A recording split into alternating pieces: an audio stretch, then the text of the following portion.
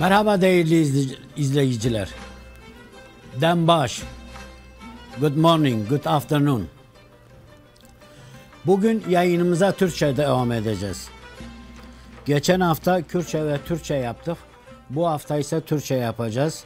Çünkü Kürtlerimizde asimilasyon sonucu birçok insanımız Türkçe bilmiyor. Ama inanın çok kısa bir sürede, çok kısa bir sürede yayınımızı 3 dilde yapmaya ve daha profesyonel yapmaya başlayacağız. İngilizce, Kürtçe ve Türkçe. Umarım her birini birer saat yapabileceğiz. Tabii bu da işin ekonomik boyutu var. İşin kadro boyutu var.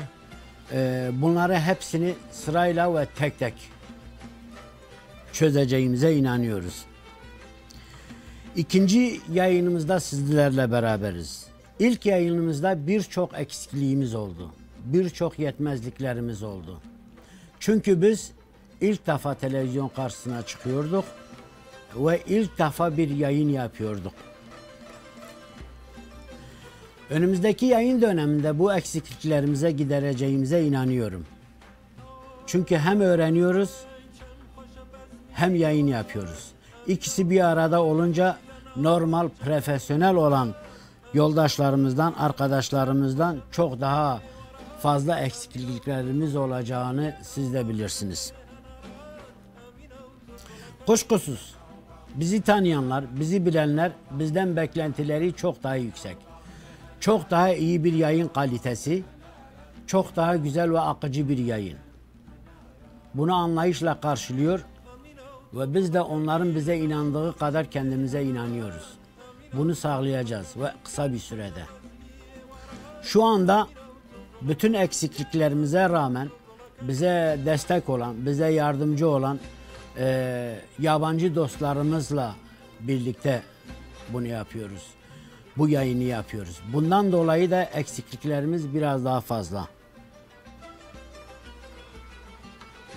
Bir diğer eksikliğimiz de sosyal medya konusunda yetmezliklerimiz.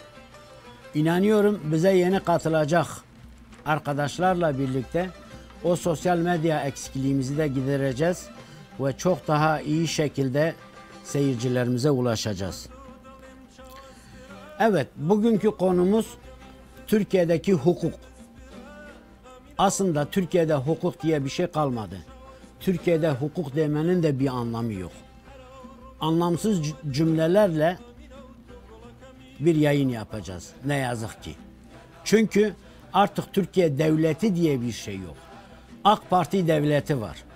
AKP devleti var. Herkes hukuktan şikayet eder. Herkes hukuk gitti der. Herkes yargı gitti der. Ya hukuku olmayan bir devlet, yargısı olmayan bir devlet, sessiz devlet, devrim yapan, karşı devrim yapan bir devlet, kendi içinde İhvan-ı Müslümini çıkarıp iktidar yapan bir devletten siz nasıl bir hukuk bekliyorsunuz? Tabii ki biz onlardan bir hukuk beklemiyoruz. Değerli yazarımız Hilal Nesin geçen hafta ona bir tutuklama kararı çıkarılmış. Sebebi gerçekleri yazmasıdır. Sebebi var olan Türkiye'deki hukuksuzluğu, haksızlığı yazıp ezilenlerin yanında olmasıdır. Hilal Nesin hiçbir partiye mensup değil. Ne CHP'ye ne AK Parti'ye ki onlara hiç selam vermemiş ömrü boyunca. Ne de HDP'ye. Ama sevgili Ahmet'le birlikte kendi ölçülerinde bir tarih yazıyorlar. Aynı zamanda bizim yazarlarımız, gazetemiz Sinius'un de yazarları olan bu iki değerli insanın hukuksuz bir şekilde Cumhurbaşkanına hakaret, yargıya hakaret, bölücülük, ne derseniz deyin altında sıralayacağı kadar dünya kadar şey var. Kiralık satılmış savcılarla haklarında tutuklama kararı çıkarabilirler. birçok insanın hakkında tutuklama kararı çıkardıkları gibi, birçok insanı içeri tıktıkları gibi onları tıkamayacaklar. Ne yazık ki. Onlar ülke dışına çıkmış, sürgün olmuş, sürgünü yaşayan, ülke özlemini en içinde, en derin yaşayan iki insan. Milyonlarca insandan sadece ikisi. Ve ne yaptıklarının bilincinde olan iki insan. Siz onları yıldıramazsınız. Ve biz Mitani TV olarak, Sinis TV olarak da sürekli onların yanında olacağız. Hukuksuzluk dedik ya, Türkiye'de hukuksuzluk bitmez. 35 yaşındaki karısını arabanın önünü keserek,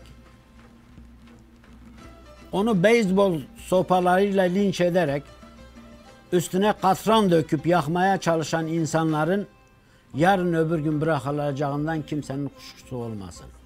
Zira Kızıltepe'de 43 kişinin küçük bir kıza tecavüz etmesinin failleri, sanıkları bırakılabiliyorsa, bunun içinde kaymakamı var, kaymakam yardımcısı var, jandarma komutanı var, bütün yönetici kadro var.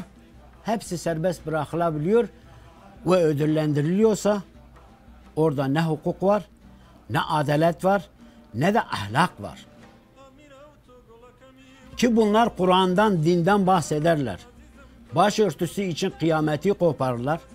Ki hiç kimse başörtüsüne karşı değil. Çünkü bizim annelerimiz, ablalarımız hep ya leçek takar ya normal tülbent takar. Bundan kim gocunacak? Ama onlar kolu çıplak diye, başı açık diye, etek giymiş diye bir sürü insanı rencide ederler, yerlerde sürüklerler. Ondan da utanmazlar. 90 yaşındaki kadını yerden sürüklerler. Hiç unutmam ve siz de unutmamışsınızdır. 70 yaşındaki annemizi yerde sürükleyip, coplayıp, onu linç etmek için koşturan polislerin videoları sosyal medyada rekor kırıyor. Diğer tarafta barış haneleri her gün tazikli suyla, işkenceyle karşı karşıyayken, her gün yakalanma tehlikesiyle karşıyayken ve bir kısmı yakalanıp içeriye atılırken utanmayan bu devlet kalkıp aynı şekilde Diyarbakır'da HDP önünde nöbet tutan annelere, ki bir kısmı anne değil, daha sonra sosyal medyada paylaştırıldı, hiç çocuğu olmayan kadınlar, koruyucular, işte İçişleri Bakanı, hepsi gidip oraya destek sunabiliyor. Biz onların acısını da anlıyoruz.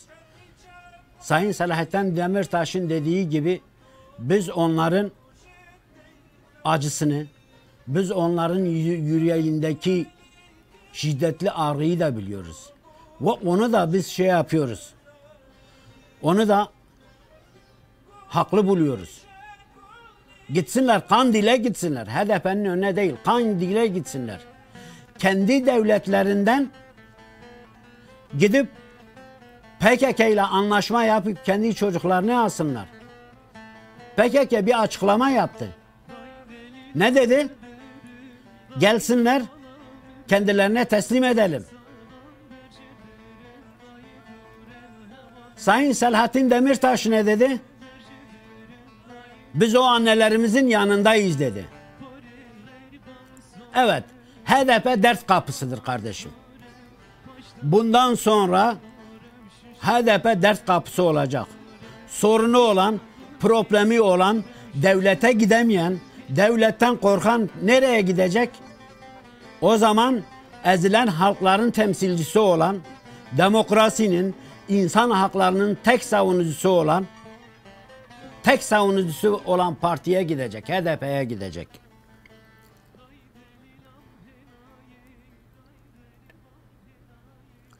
Şimdi HDP'nin bir önceki dönem Genel başkanı olan gönüllerimizin Cumhurbaşkanı Sayın Selahattin Demirtaş tahliye edildi. Avrupa'da aynı zamanda davası da görülmekte. Daha önceki yattığı 25 aylık süre göz önüne alarak 4 yıl 8 aylık hapis cezasının düşürülmesine karar alındı. Buna Ankara savcısı karar almasına rağmen yine aynı şekilde bir başka satılık savcı onun tutukluluk halinin devam etmesini istedi. Ve ardından tutuklama kararı yeniden çıkarıldı. Bundan dolayıdır herkes biliyor artık hukuk, olmayan hukuk, tek kişilik hukuk Erdoğan'ın iki dudağı arasında. Süleyman Soylu'nun iki dudağı arasında. Bunlardan hukuk beklemeyin. Binlerce insanımız FETÖ terör örgütü diye gözaltına alındı. Halbuki o insanların birçoğunun ne Fethullah Gülen'le, ne onların hareketiyle, ne de onların cemaatiyle hiçbir ilişkisi yok. Birçoğu öğretmen, sosyalist, sosyal demokrat ve insan hakları savunucusu. Kaldı ki bize onların hakkını savunmak bile düşer. Eğer onlar içerideyse, eğer onlar zulüm görüyorsa, onlar her ne kadar bize karşı haksızlık yapmış olsa da, onlar her ne kadar hükümetin ortağı olsa da, şu anda zulüm görüyorsa, bizim görevimiz zulüm gören, içeride olan, işkence olan herkese sahip çıkmaktır. Biz din, dil, ırk tanımayız. Biz insanı tanırız. Bizim yüreğimiz insan için atar. Çünkü biz insanız.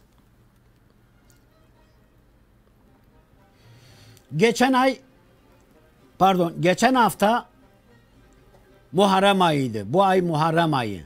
Geçen hafta, bu hafta her yerde aşureler dağıldı. Kurdish Community Center'de çok güzel bir aşure yapmıştı. Ve dün biz onların misafiriydik. Yüzlerce insan geldi, dualar okundu, şehitler adına saygı duruşunda bulunuldu ve çok güzel sohbetler yapıldı. Bu anlamıyla Kurdish Komite'yi tebrik ediyor ve bu tür çalışmaların devam etmesini istiyoruz. Her dinden, her ırktan insanın kendini Kurdish Community Center'da, Alevi Derneğimizde ve diğer kurumlarımızda kendini temsil edebilmeli, kendini yaşatabilmeli ve onlara her türlü destek sunulmalı. Bu bizim ilkemiz olmalı. Bu zaten ilk doğuşumuzdan, özgürlük hareketinin ilk doğuşundan günümüze kadar bizim sarsılmaz ilkemizdir. Bundan dolayı biz Rojava'da başarılı olduk.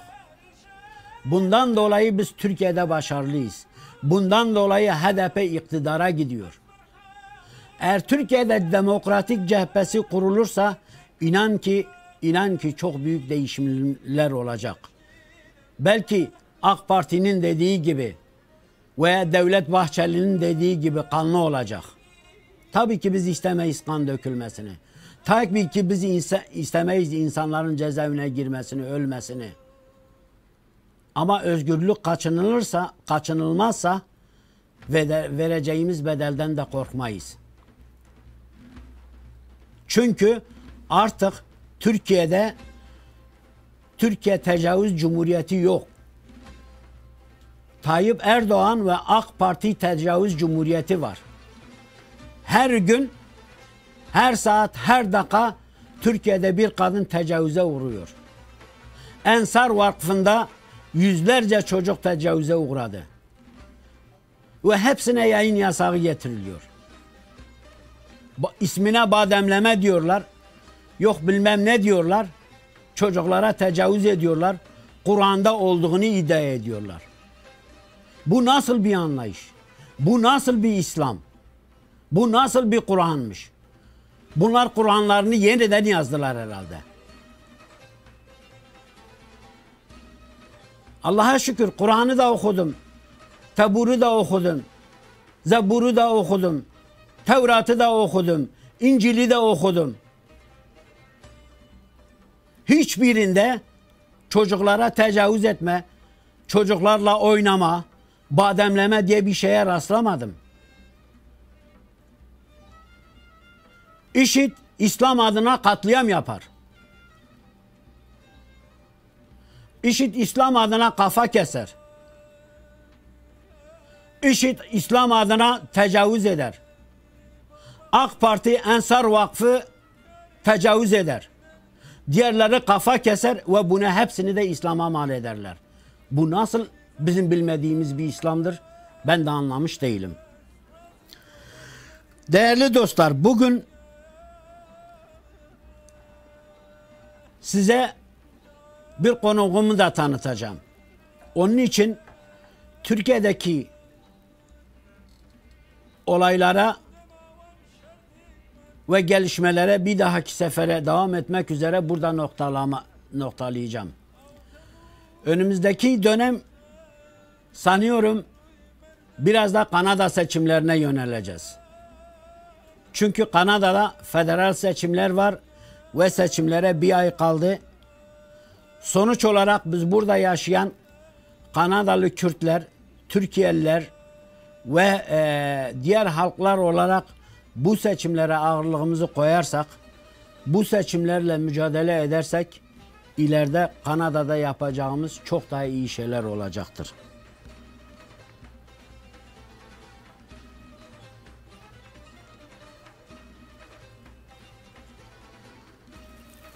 Değerli misafirler, değerli izleyiciler, ekran misafirlerimiz, konuğumu çağırmadan önce bir reklam arası verelim. Hep birlikte reklamımızı izleyelim. Sonra konuğumuzla sohbetimize devam edelim.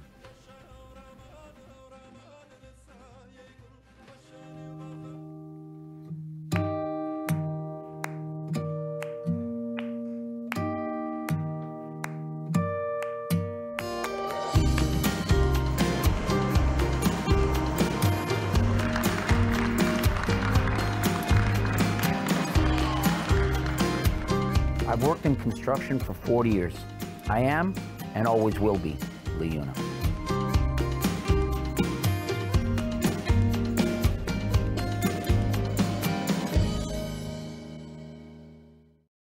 Construction is one of the most stable industries in today's economy. There's plenty of opportunity, so come and learn at the LiUNA Local 183 Training Center. It's the right place to start. If you're thinking about your future, you can learn a skilled trade through hands-on training and classroom training. LiUNA Local 183 Training Center is excellence in training. All apprenticeship programs are registered with the Ontario Ministry of Training Colleges and Universities. Become an apprentice and learn new skills which will open the doors to a rewarding career. Visit 183training.com.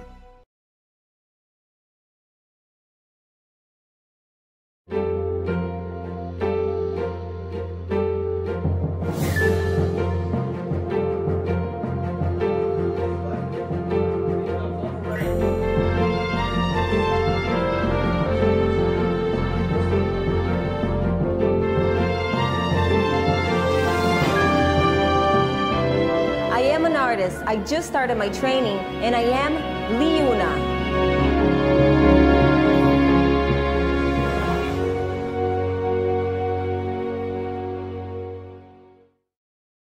Go Live TV, il primo canale IP interculturale in Canada. Speaks my language. È multiculturel.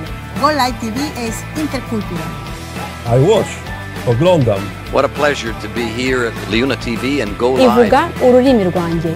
אני מזמין אתכם להצטרף Go Live TV. Fala a minha língua. É intercultural. Go Live TV es intercultural. Go Live TV es intercultural. Yo como tú veo Go Live TV.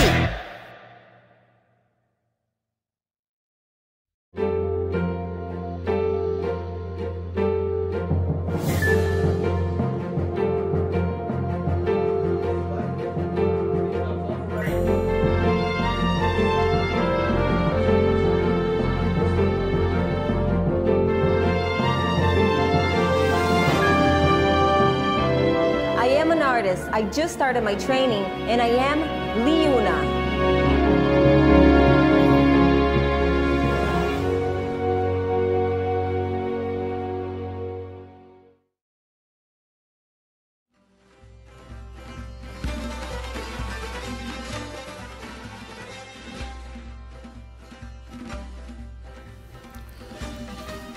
Değerli misafirlerimiz, bugünkü konumuz değerli ressam Kerim Bozan.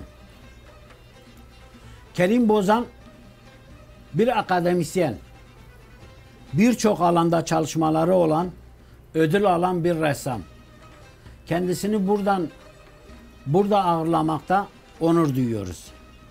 Keketip khairati. Aslında bu röportajı Kürtçe yapacaktık. Ama dediğim gibi halkımızdan birçok insan Kürtçe bilmediğinden Türkçe yapıyoruz. Daha sonraki dönemde yine tekrar edeyim, bütün programlarımız Kürtçe, Türkçe ve İngilizce olacak. Hoş geldin Keke Kerim. Hoş bulduk. Nasılsın? Ne var ne yok? Sağ olun, teşekkürler. Yeni Kanada'ya gelmiş, biraz çevreyi tanıma heyecanındayım. Doğrudur. Evet. Kaç gündür buradasınız veya kaç aydır? 1 yılı geçti. 1 yılı geçti. Evet. Nasıl geçiyor burada günleriniz? Yeni bir çevre, yeni bir hayat, yeni bir ortam, her şeye yeniden başladım. Yeni bir yaşam. Yeni bir yaşam, evet. Yeni bir dil. Çünkü ben küçükken de yeni bir dille tanıştım. Şimdi yeni bir dille daha tanıştım. 3. dil olacak. Evet. Şimdi o zaman yani sen bizim dostumuzsun, yoldaşımızsın, arkadaşımızsın, seni tanıyoruz ama seyircilerimiz için biraz kendini tanıtır mısın? Böyle aslında çok sevmediğim bir soru biçimi ama yeni olduğunuz için özellikle Kanada toplumu da sizi daha yeni tanımaya başladı. Ondan dolayı bir çalışmalarınızdan kısa bahsedin. Sonra asıl konumuza geçeriz. Ben genellikle resim üzerine, video, fotoğraf ve bunlarla ilgili tasarımlar yapıyorum. Enstalasyon çalışmalarım var. Genellikle konu yaşamın devamlılığı üzerine çalışmalarım devam ediyor. Ama benim mesela 15 Ağustos Kürt Festivali'nde tablolarınızı izledim. Gerçekten harika tablolar ve muhteşemdi diyebilirim benim için. Resimden çok fazla anlamamama rağmen. Ama itiraf edeyim bu arada. Resimleriniz genellikle ben baktım hep kadın teması üstüne. Neden kadın? Aslında bir kadın bir simge, yani kadın oradaki kadın bir simge. Bu simgenin de büyük bir anlamı var. Şöyle ki kadın insanlığın devamlılığını sağlıyor. Bu yüzden öncelikle kadından yola çıktım ve kadının buradaki rolü şu: kadının yaşamı, kadının başarısı, kadının tutsaklığı, kadının hayatla verdiği mücadeleyi ben ele alıyorum. Şimdi son dönemde biliyorsunuz Kürt kadını bütün dünyada tanınmaya başladı. Yani ilk başta tanınmasının sebebi gerek Güney Kürdistan'da gerekse Rojava'da çok başarılı komutanlar olması, çok iyi savaşmaları. Yani belki dünyada ilk kadın ordulaşması, Amazonları saymasak milattan önce, ilk ordulaşması Kürtlerde başladı. Kürtlerle devam ediyor.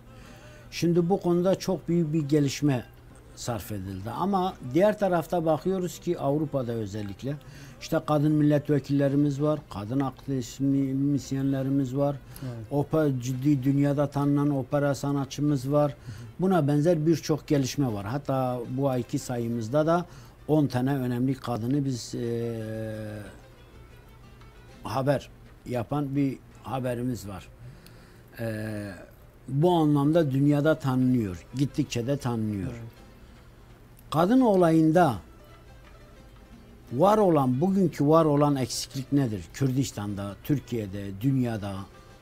Bence ki en büyük eksiklik eğitim eksikliğidir. Yani çünkü bilinçli bir toplum kendini tanır. Kendi dilini tanır, kendi tarihini tanır, geleceğini tayin eder. Ama eğer bir eğitimsiz bir toplum olunca bu tür sorunlar yaşanır. Çünkü geçmişe de baktığımızda eğitimli toplumlar ve eğitim bizi bir adım daha ileriye götürecektir. Eğer bir diliniz varsa ve kendi dilinizle konuşuyorsanız ve bir eğitim diliniz varsa sizi bir adım daha ileriye götürecektir. Ama bunlardan yoksunsanız, başka bir dilde konuşuyorsanız birçok sorun yaşayacaksınız bu konuyla ilgili. Bence en büyük eksiklik dil, eğitim ve biraz daha sanat diyebilirim. Ben bir sanatçı olarak bunu söylemek istiyorum. Yani gerçi Kürtlerde bir sürü çok önemli, dünyaca ünlü sanatçılarımız var ama daha da olması gerekiyor. Sadece müzikte değil. Evet, operada da vardı, birçok alanda var ama biraz daha ağırlık vermek gerekiyor. Geçen hafta yaptığımız röportajda Esin arkadaş Jin TV'de çalışıyor biliyorsun. Daha önce de Viranşehir'e de gidip kalmış. Orada bana şunu söyledi. Dedi ki bizim bir bayan vardı 35 yaşında. Çok güzel tablolar yapıyordu. Ve işte hiçbir şeysi olmadığı için tabloları ya tahta üstüne yapıyordu ya duvarlara yapıyordu. Evet. Biz bunu tesadüfen fark ettik. Evet. Gittik ona tuval aldık, resim aldık, her şeyi aldık. Ve harika tablolar çizmeye başladı. Evet. Ona dedi ki işte biz gel festivallere katıl, sergini aç. Dedi ki benim babamın ismi çıkar, ben yapamam. Halbuki babası da dedi ki kızım bu konuda başarılısın. Evet. Sen söyleneceklere bakma, git tablolarını sergile. Bu sizin için bir fırsattır aynı zamanda. Ama kadın yine de ısrarla hem ismini gizlemesini istemiş Esin arkadaştan, hem de öne çıkmak istememiş. Yani biz şunu biliyoruz, özgürlük hareketiyle birlikte Kürdistan'da birçok değişim oldu. Birçok gelişme yaşandı. Kadınlarımızın gerçekten önü açıldı. Bu ne kadar çok erken de olsa onu tam karşılayacak bir güçte olmasak da, biz erkekler için söylüyorum özellikle, o mantalitede olmasak da Kürdistan'da bu yönlü gelişmelerin önünü aşmak için nasıl bir çalışma yapmak lazım? Öncelikle bu sorun baskı ve asimilasyon politikasının bir sonucudur diye düşünüyorum. Çünkü kendi ismini niye öne çıkartmasını istemiyor? Çünkü kendi ismi çıkarsa bir yerden bir tehdit gelir diye düşünüyorum. Bir şey olur, ailesine bir şey olur diye korkuyor veya çekiniyor. Bu bir asimilasyon politikasının sonucudur diye düşünüyorum. Çünkü hiç kimse yani Kürdistan'da yaşayan birçok kişi, daha neredeyse hepsi korkarak bir iş yapıyor veya yapamıyor. Kendi düşüncelerini ortaya koyamıyor. Eğer siz kendi düşüncelerinizi ortaya koyamıyorsanız bilin ki siz de yoksunuz. Kendi düşüncelerimiz nedir? Sadece lafla değil, sadece sözle değil. Bu bir sanatla da olur. Müzik olur, resmi olur, fotoğraf sanatıyla da olur, video sanatı, kısa film olur, heykel olur. Birçok sanat dalında kendi özgür düşüncenizi nesnel olarak var etmeniz gerekiyor. Ama bu zamanda görüyoruz ki halen baskılar sonucu biz kendi düşüncelerimizi var edemiyoruz. Ben de çoğu zaman yaptığım bazı çalışmalarda engellendim. Ara sıra çok kötü eleştiriler aldım. Ara sıra övgüler aldım. Ama bunun sonucuna da katlandım. Birçok yerden de önüm kesildi.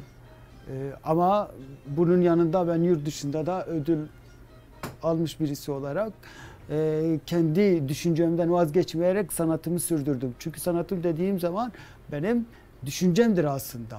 Ben düşüncemi nesnel olarak var ediyorum. Bunu var etmek için de sizin rahat bir ortama, özgür bir ortama ihtiyacınız var. Eğer siz o özgür bir ortamda değilseniz, bilin ki o yaptığınız eserlerde bir asimilasyon politikası veya bir baskı sonucu oluşacaktır.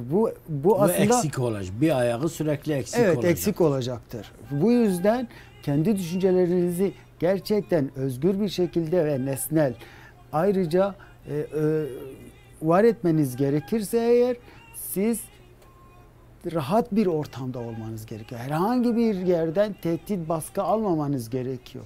Eğer bunların sonucu alırsanız ki eksik bir çalışma yapmış olursunuz diye düşünüyorum. Şimdi ödüle gelelim. Ödülü hangi tablonuzla aldınız? Nasıl aldınız? Nasıl katıldınız? Gelişmelerden böyle bir bize bahsedin. Ben birkaç ödülüm var. Yani birkaç dalda sanat yapıyorum ben. Sanat üretiyorum. Yani videoda da vardı. Türkiye'de aldım videoda. Elgiz Müzesi'nde kısa bir video artım vardı. Onda birincilik ödülü almıştım. Elgiz Müzesi Çağdaş Sanatlar Müzesi'dir. Türkiye'deki hem de kendi müzeleri de ödül almış. Avrupa'da bir müze. Bayağı çok etkileyici bir müze. Fotoğraftan da aldım. Ama yurt dışında en son 2018'de İtalya'da fuar birincilik ödülünü almıştım tablomda. 2 tane tabloda. Bunun gibi başarıları var. Bu da eğitimden gelen bir sonuçtur. Çünkü ben eğitimim boyunca resim eğitimi aldım, fotoğraf eğitimi aldım, dijital sanat eğitimi aldım. Bu sanat sonucunda kendi düşüncelerimi var etmek için bu tür tekniklere ihtiyaç duydum ve bu tür bölümler okudum. Sonuçta üretiyorum, düşüncelerimi üretiyorum aslında sanat yoluyla. Kaç yılında resme başladınız ve resime olan ilginiz nereden kaynaklandı? Aslında resim derken ben 5 yaşında köyde büyümüş birisi olarak 5-6 yaşlarında falan, yani daha düşünemeye, yani daha Mardin'in çok hangi köyüydü? Pirmir. Pirmir. Evet, Mardin Pirmir köyünde evimiz tek ve kendi oyuncaklarımız olmadığı için kendi oyuncaklarımızı çamurdan yapardık. Benim yeteneğim oradan geliyor. Çünkü bir sanatçı eğer yetenek dediğimiz şey gördüğünü yorumlayabiliyorsan ve üretebiliyorsan nesnel olarak demek ki bir yeteneğin var demektir. Benim yeteneğim de aslında çamurdan geldi. İlk 3-5 yaşındayken hayvanlara bakıyordum. İnektir, koyundur vesaire, at arabası, bunlara bakarak ben bunları yaptım. Üniversiteye geldim. Üniversiteye geldiğimde aynı çalışmaları yaptım. Üniversitede de kilden şekillenmeler oldu. Ondan sonra tabii ki resim de doğayı tanıyan birisi olarak, doğada yaşayan birisi olarak resme de bir merakım vardı. Ailede de var. Benim bir 2 abim, bir de bir kız kardeşim ressam, kendileri resim eğitimleri almışlar. Bir kişi de 2 bölüm falan okumuş. Resim, grafik, işte heykel falan vesaire. Ben de birkaç bölüm okudum. İlgim doğrultusunda ve üreteceğim çalışmalar doğrultusunda. Çünkü bir çalışmayı nasıl üreteceğim diye kaygılanırken aslında öyle bir bölüm var. O bölümü okuyarak aynı zamanda çalışmalarımı yapıyordum. İlk üniversite resim eğitimim Erzurum'da başladı. 4 sene orada okudum. Sonra Antalya'da okudum fotoğraf bölümünü. Kocaeli Üniversitesi'nde yüksek lisans yaptım resimde. Mimar Sinan'da sanat ve tasarımda yüksek lisans yaptım. Bu arada da yüksek lisansım devam ederken de ben Marmara Üniversitesi'nde 6 senelik üniversite hocalığım oldu, öğretim görevliliğinde bulundu. Şimdi çok başarılı bir grafik çizdiniz. Bu son dönemde Türkiye'ye baktığımız zaman işte doktordur, profesördür, avukattır. Yani ne kadar başarılı insan varsa eğer içeride değilse yurt dışına çıkıyor. Evet. Siz de onlardan birisiniz. Yani yurt dışında çıkan o akademisyenlerden birisiniz. Şimdi Türkiye'de çıkmanın temel sebebi neydi? Yani AK Parti hükümetinin hukuksuzluğunu sanıyorum herkes biliyor zaten. Evet. Sizin üstünüzde veya genel anlamıyla Türkiye'deki sanatçıların üstünde nasıl bir baskı mekanizması kuruluyor? Mesela kimisine şey diliyor, işte sen üniversitede kalmak istiyorsan AK Partili olman lazım. İşte şu olmak istiyorsan diyelim ki AK Parti'ye üye ol, gel seni işe alayım diyor. Yani böyle bir çark dönüyor. Çünkü AK Parti'de, yargıda, sanatta, milli eğitimde, orduda hepsi AK Parti'nin eline geçmiş durumda. Evet. Siz birey olarak bunu nasıl, ne şekilde hissediyorsunuz? Size nasıl bir psikoloji veriyor? Şimdi eğer bir devlette yasalar, yargı ve hukuk gerçekten oturmamışsa iktidara gelen kişi bunu istediği şekilde yorumlayabilir. İstediği şekilde de hareket ettirebilir. İstediğini alır, istemediğini ya içeriye tıktırır ya da yurt dışına gitmesi için zorlar, baskı yapar. Mobbingtir biz buna diyoruz. Çünkü siz kendi ülkenizde yaşıyorsunuz ve belli bir eğitim almışsınız, görevinizi yapıyorsunuz ve herhangi bir suçunuz yokken sadece kimliğinizden dolayı, düşüncelerinizden dolayı veya ürettiğiniz sanattan dolayı eğer siz baskı altındaysanız ve size çözüm yolu sunmuyorsa siz muhakkak bir şekilde bir çözüm aramanız gerekiyor. Bu çözümde gerekli koşullar nedir? Yurt dışına gitmektir.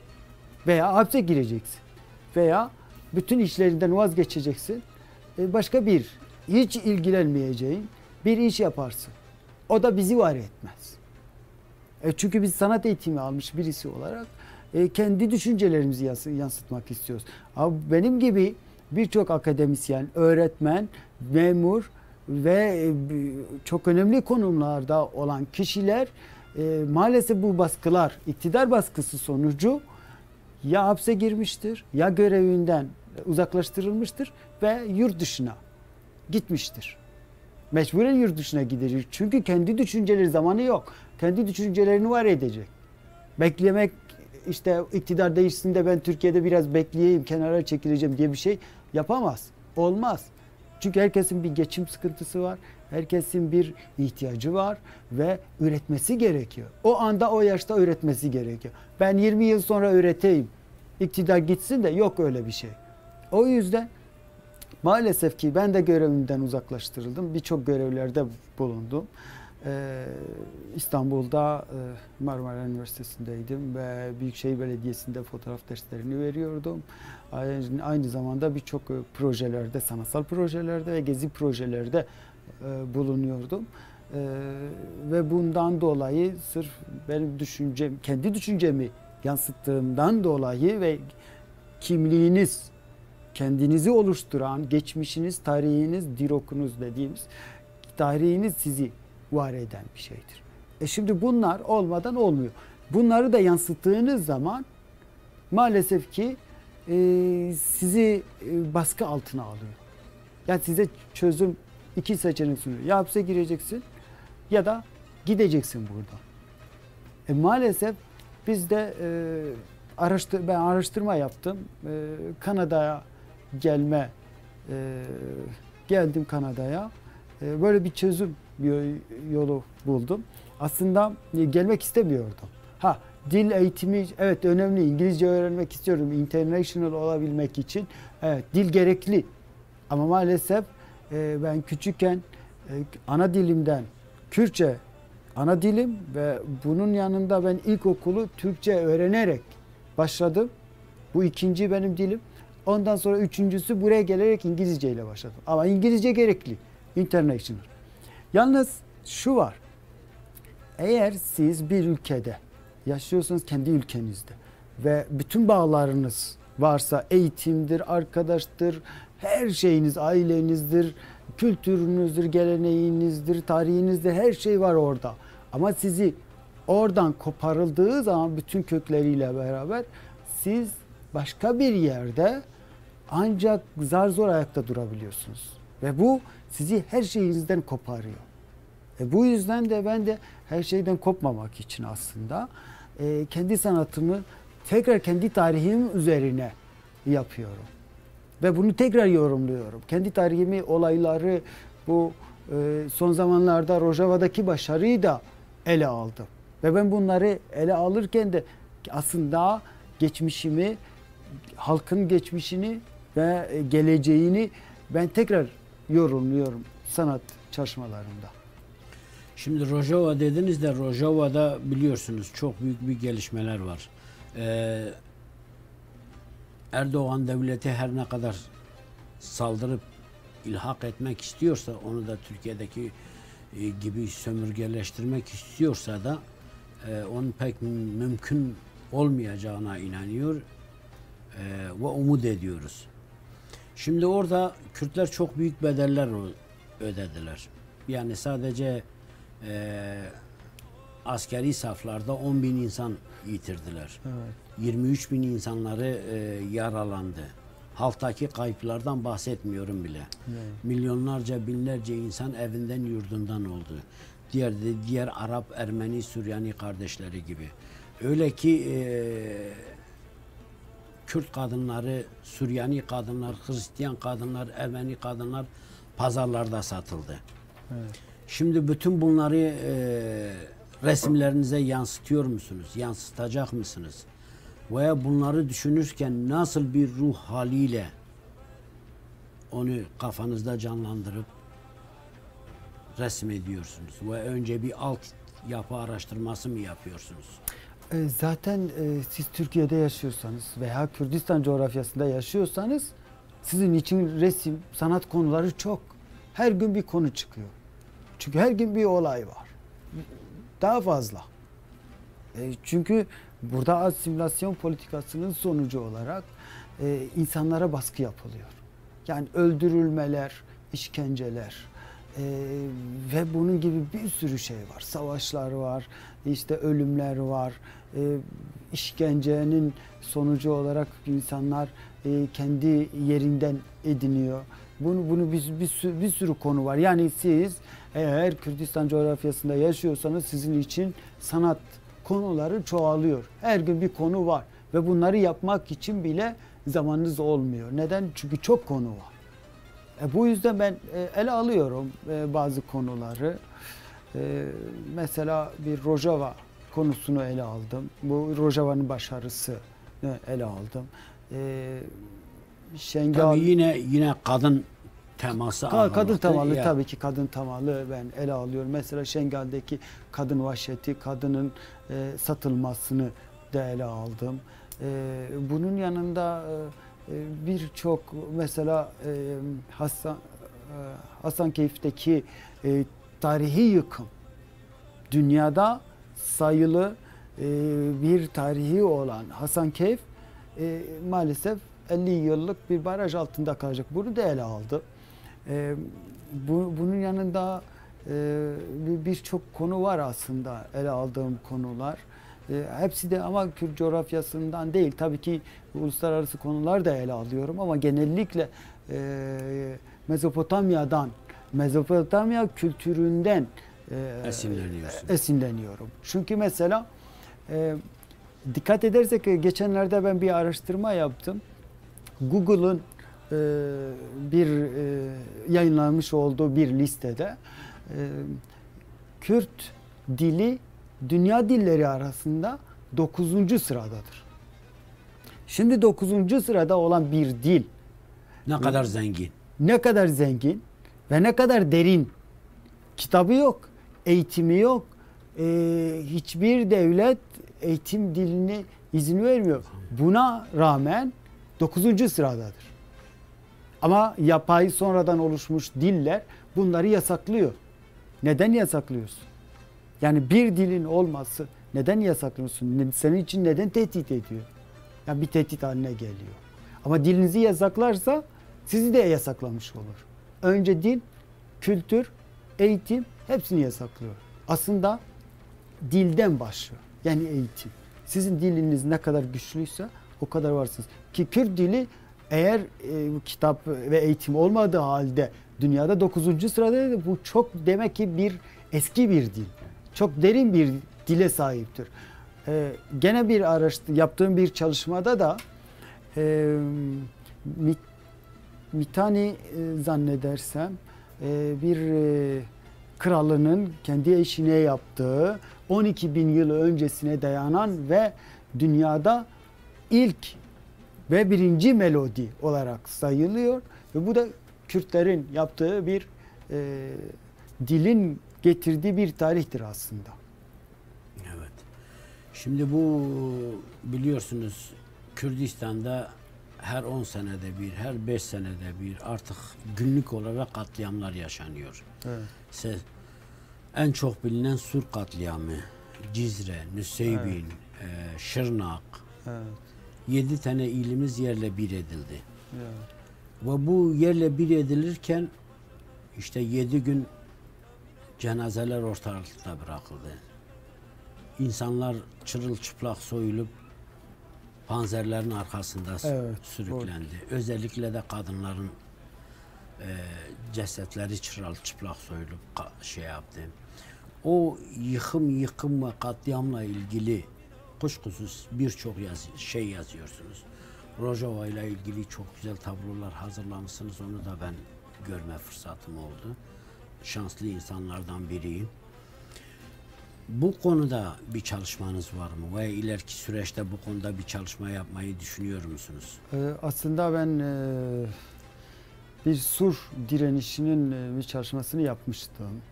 Bu Toronto'da bir Kürt festivalinde sergiledim.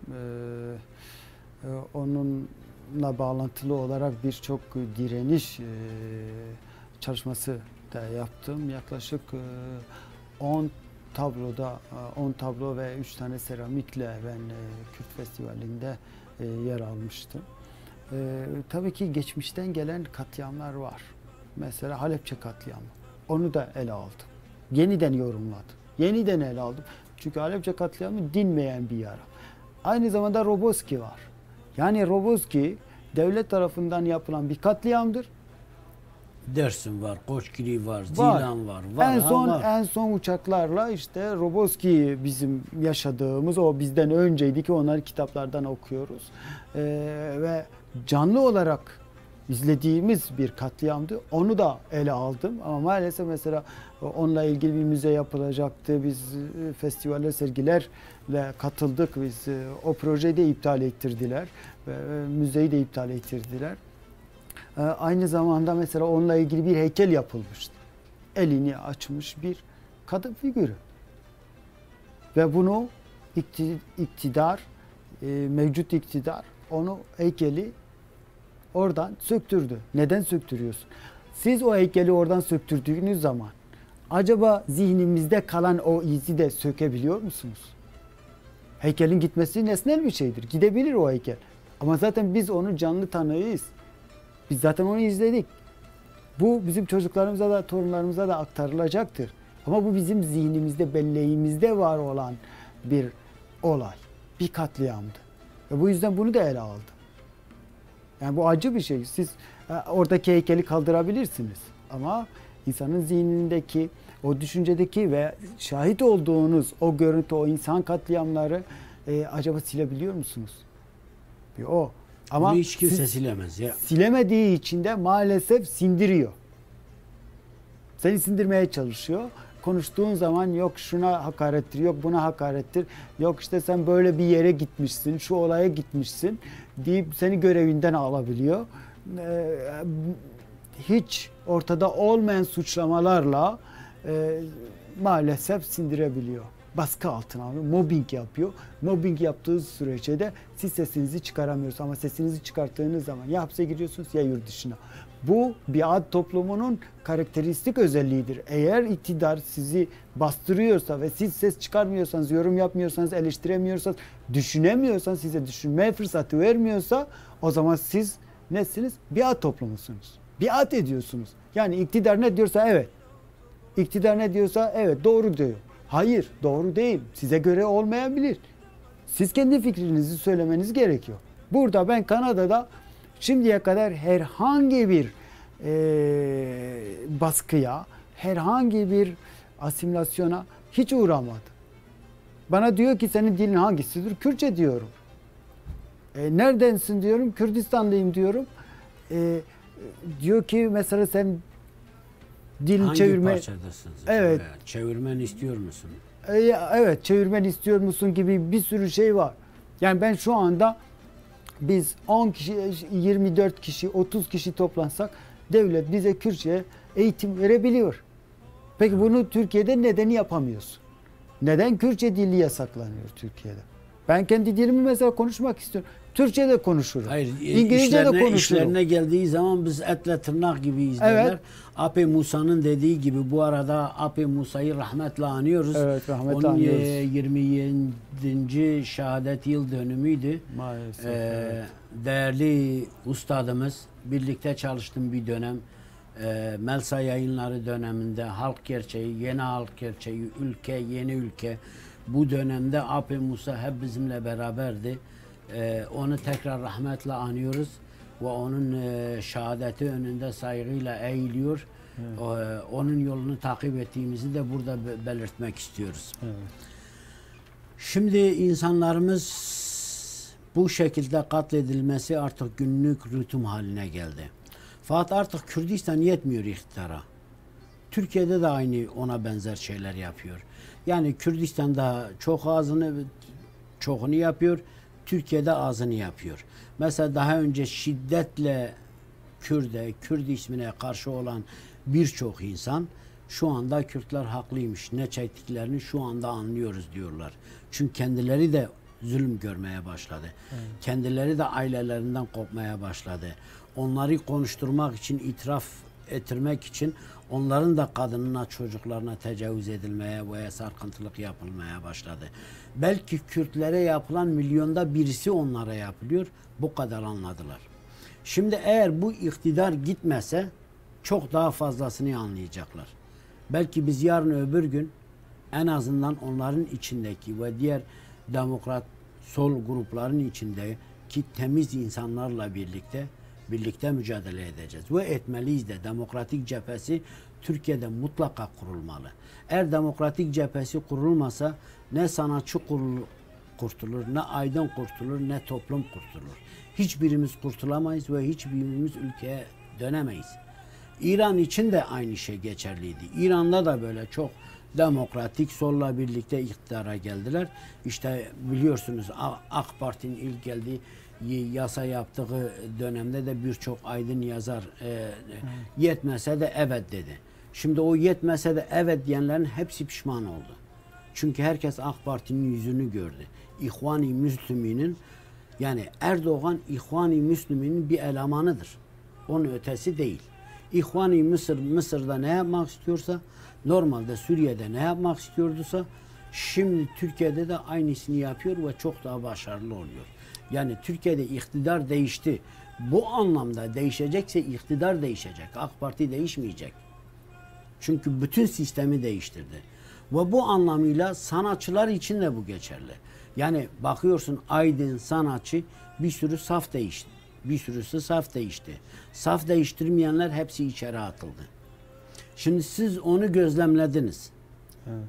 Onu gözlemlediniz. Bizzat gözlemlediniz. Bizzat kendim yaşadım. Evet. Bizzat kendiniz de yaşadınız. Şimdi insanlara ne söyleyeceksiniz? Yani nasıl bir çağrı yapacaksınız ki bu insanlar o mücadeleye katılsın? Bu insanlar AK Parti'ye karşı ciddi bir duruş, dürüst bir duruş sergilesin. Ben yıllar önce bir kitap okumuştum. Susan Sontag'ın, kendisi bir fotoğraf sanatçısı. başkalarının acısına bakmaktı diye hatırlıyorum. Şimdi siz, o kitapta da şu yer alıyordu. Yani başkasını anlamak için. Yani mesela diyelim ki birisinin savaşta birisinin kolu kesilmiş veya kurşun veya herhangi bir şey olmuş. Siz onun acısını bizzat fiziksel olarak hissetmeniz için sizin de kolunuzun kesilmesi gerekiyor diyor orada. Aslında burada şunu söylemek istiyorum. Yani eskiden Kürt halkının başına gelen baskılar, ölümler, acılar. Bugün iktidar tarafı olmayanların da başına geliyor. Ama iktidar tarafı bu kitaptan da yararlanarak aynı şeye geliyor. Siz başkalarının acısını hissedebilmeniz için başınıza gelmesi gerekmiyor aslında. Siz bilinçli bir toplumsanız, sadece antipati kurabilirseniz yeter. Siz bilinçli bir toplumsanız başkalarının başına gelen bir acıyı siz kendi üzerinizde hissedip gerekli tepki göstermeniz gerekiyor. Burada Kürt, Türk, Arap falan ayrımı değil. Burada evet Türkiye'de ayrımcılık var. Kürtlere baskı var ve bizzat yani benim başıma geldi, bir sürü kişinin başına geliyor. Yaşıyoruz biz bunu. Ama bunu bir ayrımcılık olarak söylemiyorum.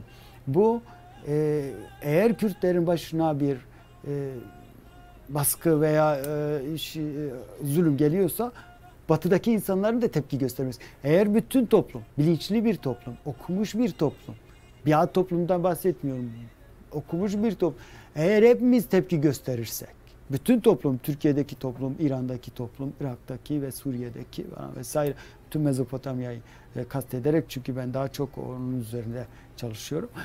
Bunlar hepsi eğer tepki gösterirse bilin ki iktidar nemalanmayacaktır. İktidar kendi iktidarını koruyabilmesi için bütün topluma ayak uydurması gerekiyor. Çünkü iktidarlar hepsi kamuoyu yapıyor.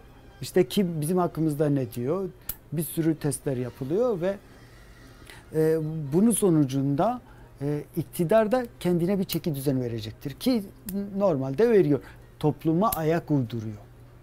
Bilinçli toplumlar, mesela diyelim ki Avrupa'da bir iktidardaki herhangi bir milletvekili bir yanlışlık yaparsa hemen istifasını verir. Maalesef Türkiye'de hiç böyle bir şey görmedik. Ayakkabı kutularında para çıkıyor. Yani bir sürü susuzluk, bir sürü insan haklarını yeme. Giden silah kamyonları ele geçiriliyor. Maalesef ki milyonlarca dolar para, silah, mühebbat götürülüyor. Türkiye'de iktidar her zaman haklıdır. Her zaman suçu yoktur. Böyle bir yasa anlayış var. Böyle bir yasa var, Türkiye yasası. Eğer yasa olsaydı zaten direkt hepsi içeriye girerdi ama yok. Var ya, birinci madde var diyor. Birinci madde komutan her zaman haklıdır. İkinci madde komutan haksız olduğu durumda bile komutan yine haklıdır. Evet. Şimdi Türkiye'deki meselemiz de biraz bu. Gerçi zaman nasıl geçti bilemiyorum. Evet. Zamanımız kalmadı. Sadece 2 dakikamız kaldı. Evet. Bir programımızın sonuna geldik. Çok teşekkür ediyoruz. Ben teşekkür ederim. Bizi gerçekten mutlu ettiniz. Değerli seyirciler, konuğumuzu uğurlarken sağ olun, teşekkür kendisine ederim. Tekrar teşekkür ediyoruz. Fırsatı verdiğiniz için ben teşekkür ederim. İyi yayınlar, sağ olun. İyi yayınlar. Şimdi artık yayınımıza son vermek zorundayız. Sizin güzel hatırınız için önümüzdeki dönemlerde inanıyorum ki daha uzun bir yayın akışını sağlayacağız. Bir dahaki sefere biraz daha müzik diyeceğiz. Çünkü çok güzel klipler seçtik ve bu kliplerle birlikte daha iyi olacağımıza inanıyorum. Bir dahaki yayında görüşmek üzere.